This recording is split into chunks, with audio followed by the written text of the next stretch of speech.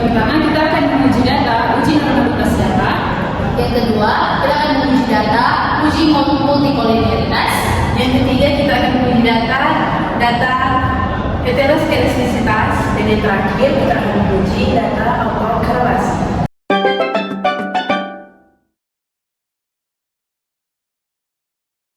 Halo semuanya, saat ini kami akan menunjukkan cara menangani data yang tidak berdistribusi normal menggunakan SPSS dengan metode transformasi log natural atau LN.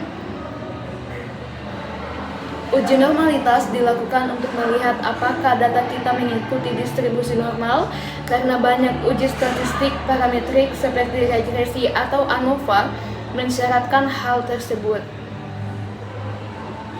Pada contoh data kami kali ini, kami menggunakan uji Kolmogorov-Smirnov. Jika nilai significance atau p-value lebih kecil dari 0,05, berarti data dianggap tidak berdistribusi normal. Kalau data tidak normal, salah satu cara memperbaikinya adalah dengan melakukan transformasi data. Tujuannya bukan untuk mengubah isi data, tapi menyesuaikan skala nilainya supaya sebarannya mendekati normal, sehingga hasil analisis menjadi lebih valid. Baik, langsung saja kita masuk ke dimana kita akan menguji jika terjadi data yang berdistribusi tidak normal. Nah, di sini kita punya 3 data, di mana ada keterlibatan kerja sebagai X1, dan kepuasan kerja sebagai X2, dan kinerja sebagai Y. Nah, langsung saja kita akan copy semua data yang ada di Excel ini. Kita copy, kemudian kita pindahkan langsung ke SPSS. Kita copy, kemudian kita pindahkan ke, ya, pastikan teman-teman untuk mengopinya di data view ya. Langsung saja, dan kita beri nama, pindah ke variable view dan ganti. Kita ganti ini menjadi X1, kemudian ini X2, dan ini Y. Nah, untuk label kita namakan saja keterlibatan kerja, kemudian kepuasan kerja, kemudian kinerja. Nah, yang kita uji di sini adalah untuk mencari data residualnya dulu. Kemudian kita masuk ke analyze, kemudian kita pilih regression, kita masuk ke linear. Nah, di linear ini kita reset dulu. Nah, untuk kotak dependen kita masukkan kinerja. Masukkan saja. Kemudian untuk keterlibatan kerja dan kepuasan kerja kita masukkan ke blok yang ini. Masukkan. Kemudian kita pilih save, teman-teman. Save, dan kita cek unstandarized-nya. Kemudian langsung saja continue. Dan kita oke. Nah, di sini kita akan mendapatkan output untuk data residualnya dulu. Nah, setelah itu untuk menguji adanya data berdistribusi secara tidak normal, kita kembali ke data tadi. Dan ini dia tadi hasil residualnya. Nah, kita pergi ke analyze dan ke non-parametric test. Kemudian kita pilih legacy dialogs dan one sample case test. Nah, kita masukkan tadi untuk data residualnya. Dan pastikan kita mencentang normal ya. Kemudian oke. Nah, di sini bisa kita lihat bahwa signifikansinya itu masih di bawah 0,05. Nah, di mana itu tidak menandakan tidak berdistribusi secara normal. Nah, untuk jelasnya kita copy dulu ke Word supaya kita bisa membandingkan nanti dengan data yang sudah kita transform ya. Kita pindah ke Word, kemudian kita tulis dulu di sini. Nah, kita tulis ya teman-teman, hasil data tadi 0,046 lebih kecil daripada 0,05. Nah, langsung saja kita akan mentransform ini Jadi yang pertama harus kita lakukan adalah pergi ke transform. Nah, di transform ini kita tekan compute variable. Nah, di sini kita ketikkan saja ln x1. Nah, di sini di function group kita pilih all. Dan di all ini kita cari ln.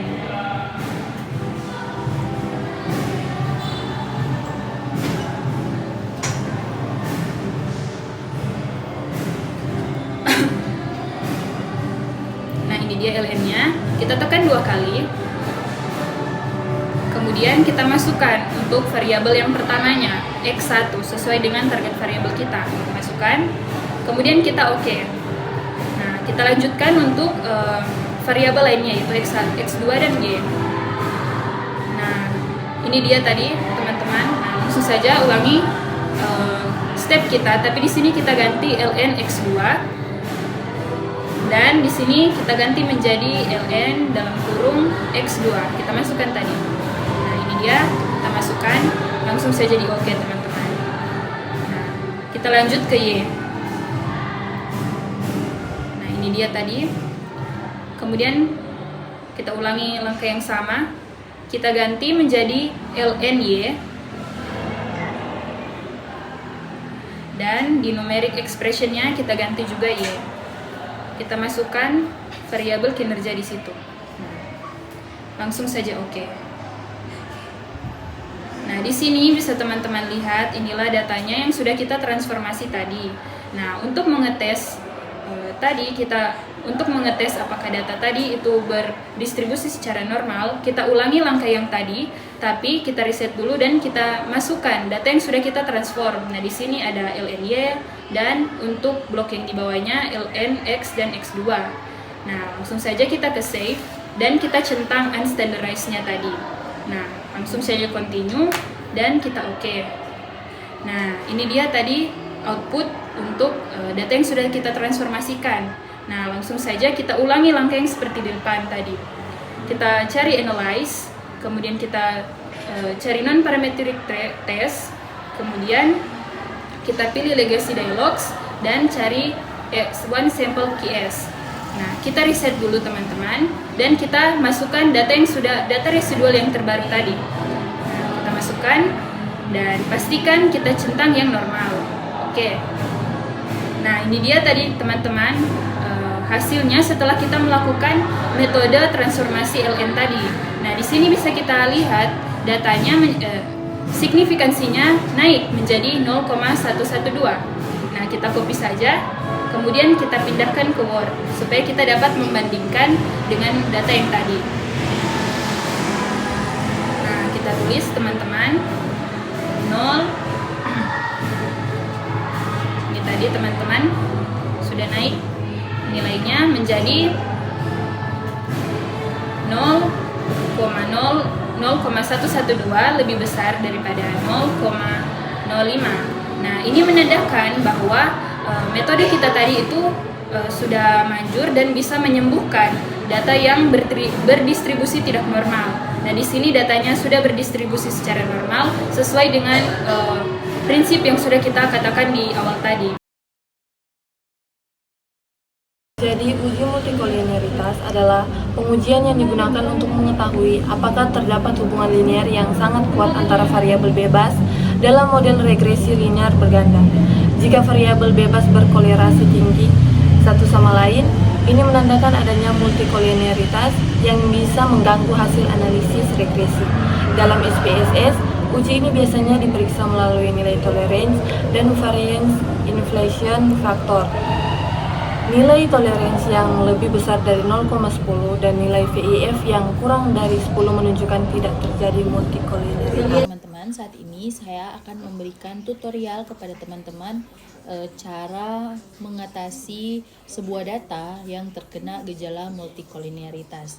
Nah, di sini saya sudah memiliki sebuah data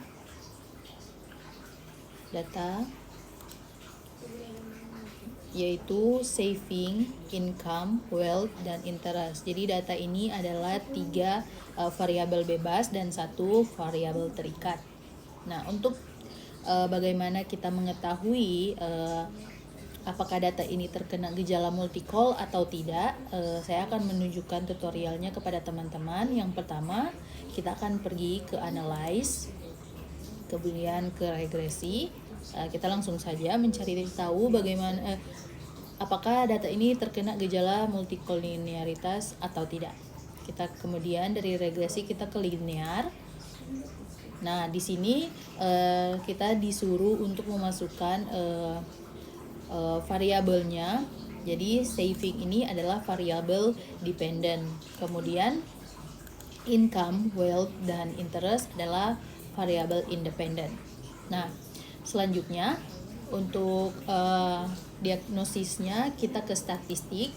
Nah, di sini ada pilihan yang akan dicentang. Kemudian kita hanya akan mencentang collinearity diagnosis karena kita akan melihat apakah data ini ada gejala multicol atau tidak. Jadi kita centang collinearity diagnosisnya. Kemudian kita continue dan kita oke. Nah, di sini setelah kita selesai merunning data, di sini kita mendapati bahwa data ini ternyata di tabel koefisiennya nilai VIF-nya lebih dari 300 sekian. Nah, dikarenakan lebih dari 300 sekian, maka didapati bahwa data ini adalah data yang terkena gejala multikolinearitas. Nah, kenapa? Nah, di dalam syarat gejala dalam syaratnya VIF ini tidak boleh lebih dari 10.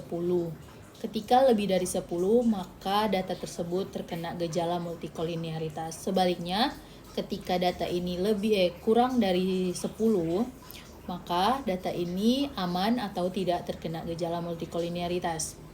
Nah, di sini kita mendapati data yang kita olah ini ternyata terkena gejala multikolinearitas ya teman-teman. Dan selanjutnya untuk mengatasi data ini agar mengatasi data yang terkena gejala multikolinearitasnya adalah dengan pertama kita kembali ke variabelnya, data variabel. Nah, kita kembali ke data view-nya. Kemudian kita analisis kembali. Kita regresi seperti tadi, kemudian linear, dan kita masukkan kembali saving sebagai variabel dependent dan income, wealth, dan interest sebagai independent. Kemudian statistik tetap sama, kita centang collinearity diagnosisnya, kita continue. Nah, di sini untuk pilihan metode dalam diagnosis ini kita menggunakan metode stepwise. Stepwise dalam SPSS adalah metode analisis regresi di mana variabel bebas dimasukkan ke dalam model secara bertahap satu persatu. Variabel yang paling signifikan dimasukkan terlebih dahulu, kemudian setelah tiap variabel dimasukkan, signifikan variabel lain dicek ulang, dan jika ada yang menjadi tidak signifikan akan dikeluarkan dari model. Proses ini berulang sehingga hanya variabel bebas yang signifikan berada dalam model akhir. Oke, karena kita sudah menggunakan metode stepwise, kita akan melihat kembali hasil running atau hasil diagnosis dari data yang kita running ini. Oke, kita oke. Nah, di sini setelah kita menggunakan metode stepwise, maka variabel income, wealth, dan interest nilai VIF-nya itu menjadi 1 atau kurang dari 10. Maka dikatakan bahwa data ini telah diminimalisir dan gejala multicolnya sudah diatasi. Selanjutnya kita masuk ke dalam uji asumsi klasik heteroskedastisitas, di mana uji asumsi klasik heteroskedastisitas adalah pengujian dalam regresi linier untuk memastikan bahwa variance error residual bersifat konstan atau homoskedastis pada seluruh variabel bebas. Model yang baik seharusnya memiliki variance residual yang konstan atau homoskedastis, dan jika variance residual berbeda-beda pada setiap pengamatan, berarti terjadi heteroskedastisitas yang akan menyebabkan hasil estimasi bisa menjadi tidak efisien. Dengan dasar pengambilan keputusan yaitu nilai probabilitas atau p-value atau nilai signifikan di atas 0,05 yang artinya tidak terdapat heteroskedastisitas atau variance error residual bersifat konstan atau homoskedastis. Sedangkan jika nilai probabilitas p-value atau nilai signifikan lebih kecil dari 0,05 berarti terdapat heteroskedastisitas. Kemudian kita masuk ke pengujian uji heteroskedastisitas. Kita klik analyze, regression, linear, dan kita masukkan variabel Y ke dependent dan jalan listrik atau X2, X3 dimasukkan ke dalam independent. Kita klik save, unstandardized, continue, dan OK. Ini bisa dilihat bahwa memang signifikannya jauh di bawah 0,05. Nah, setelah kita mendapatkan nilai residual, kita cari nilai absolute residual dengan transfer compute variable. Di sini kita masukkan target variabelnya sebagai ABS residual atau absolute residual.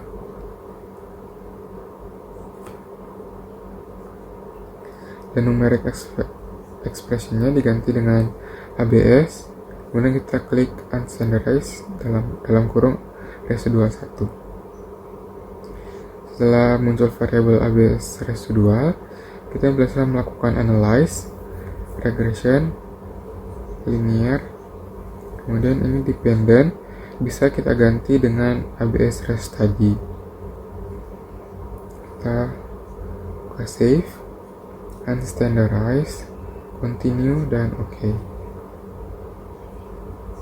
Di sini bisa dilihat bahwa koefisiennya, di mana nilai signifikan listrik dan air berada jauh di bawah 0,05. Sehingga kita di sini terjadi heteroskedastisitas dan kita bisa mengatasinya di sini dengan transformasi data.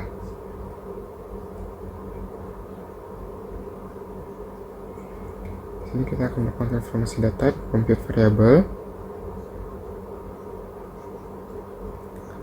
Di sini target variabelnya bisa diganti dengan transformasi X1 atau X11, terserah kalian.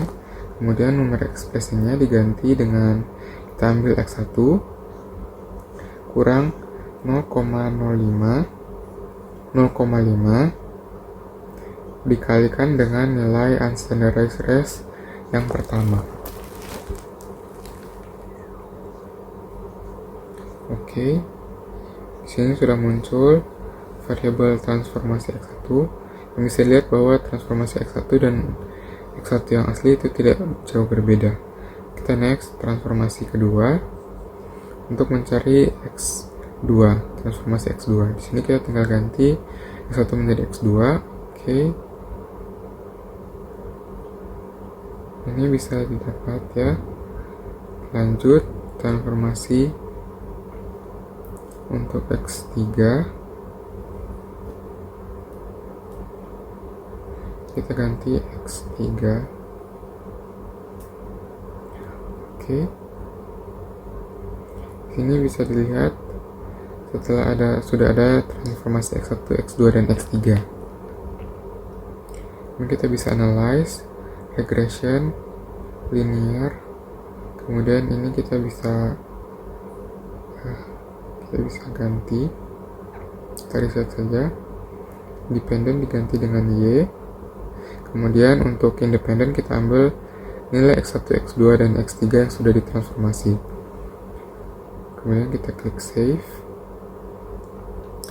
tantan beres kita centang, continue, dan OK.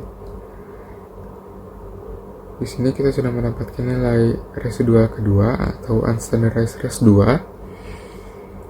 Kemudian kita di mana nilai residual 2 ini adalah hasil dari hubungan antara Y1, Y yang dipengaruhi dengan X1, X2, X3 setelah ditransformasi. Di sini kita akan mencari absolute residual yang kedua. Kita tetap tulis absolute res, kemudian numeric expressionnya diganti dengan absolute atau ABS dalam kurung, kita ambil res yang kedua, tutup kurung, dan oke. Kita change. Nah, ini nilai absolute resnya sudah berubah, sudah diganti dengan nilai res tadi. Kita cari regression linear, IPDB-nya dikeluarkan atau nilai Y-nya dikeluarkan, diganti dengan absolute res yang sudah kita ganti tadi. Ini unstandardized kita centang, oke. Dan di sini bisa dilihat bahwa nilai signifikan ketiga variabel independen sudah berada di atas 0,05, yang berarti datanya tidak terjadi heteroskedastisitas dan datanya homoskedastis atau tidak terjadi perbedaan di antara ketiga variabel. Pada saat ini kami akan menganalisis salah satu uji asumsi klasik, yaitu uji autokorelasi. Di sini sudah ada data yang kami berikan yang kita akan analisis, satu variabel terikat dan dua variabel bebas. Untuk lanjut ke analisis, kita masuk ke variabel view, dan untuk name kita ganti jadi X1, dan untuk yang kedua kita ganti X2, dan yang ketiga kita akan menggantinya jadi variabel Y.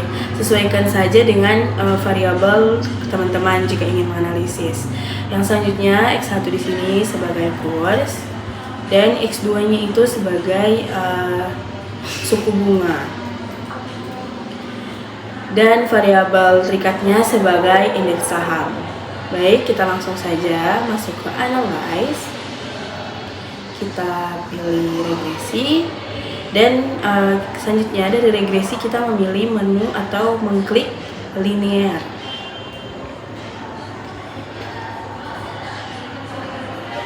Nah, setelah masuk pada menu ini, indeks saham atau variabel Y kita masukkan pada kotak independen, dan untuk X1 dan X2-nya kita masukkan pada kotak independen.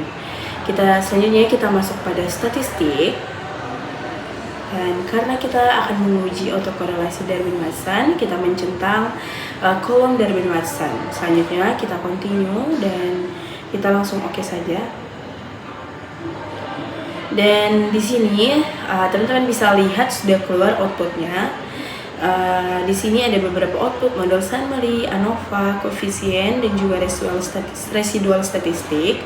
Namun kita pakai atau kita hanya melihat dari model summary-nya saja, yaitu pada kolom Darwin-Watson, karena kita akan menguji autokorelasi Darwin-Watson. Di sini angkanya sebesar 1,072.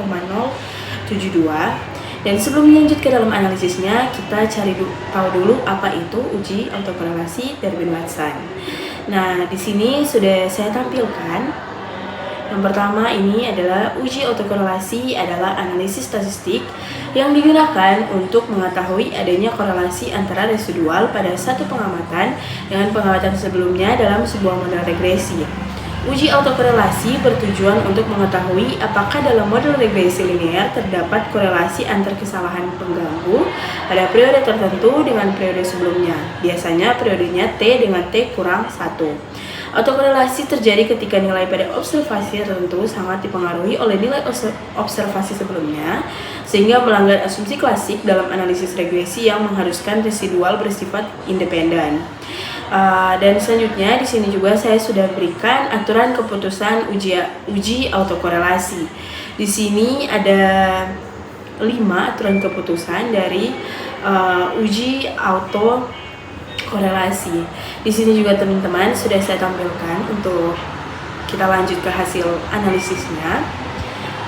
Jadi di sini N itu sebagai sampel, K itu sebagai variabel independen, dan teman-teman bisa lihat ini pada tabel Darwin-Watsonnya sudah saya berikan juga di sini.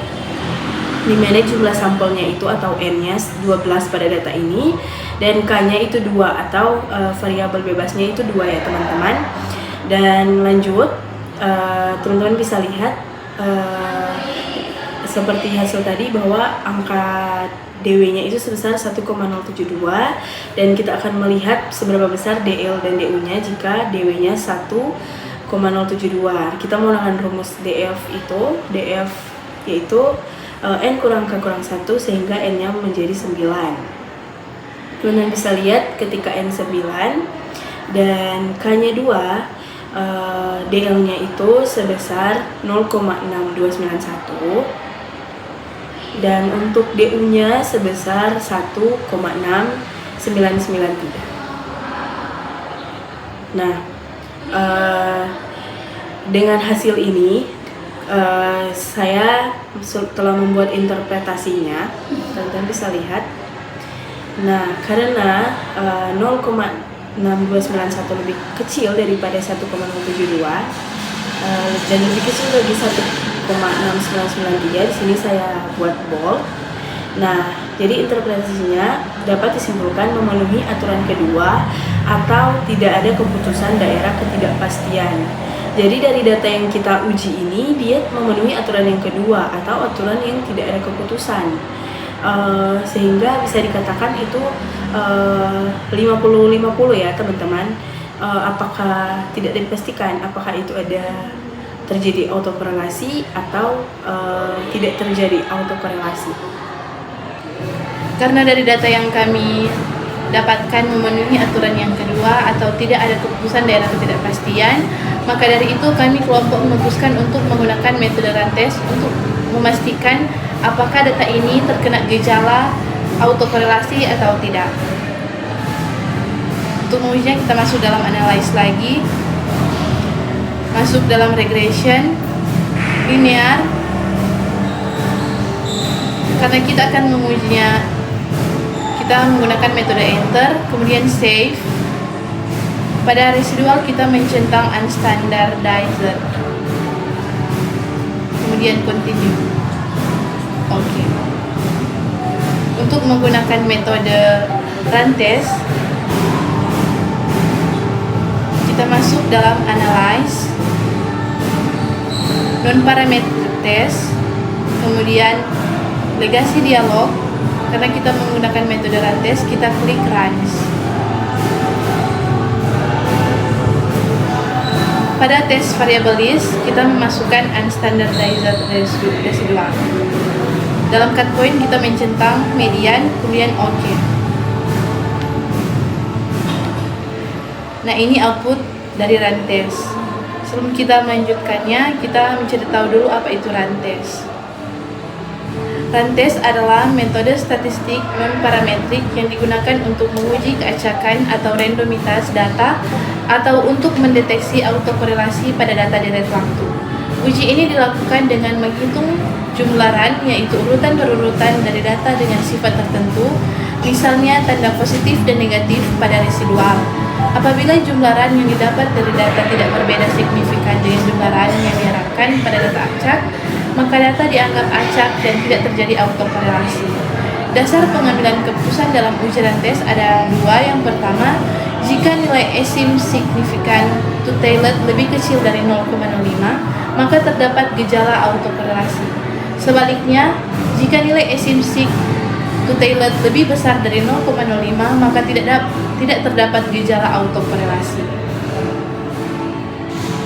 Karena dari hasil output yang kita dapatkan, asim signifikan to tailored-nya 0,762 atau lebih besar dari 0,05, maka data ini dapat disimpulkan tidak terdapat gejala autokorelasi.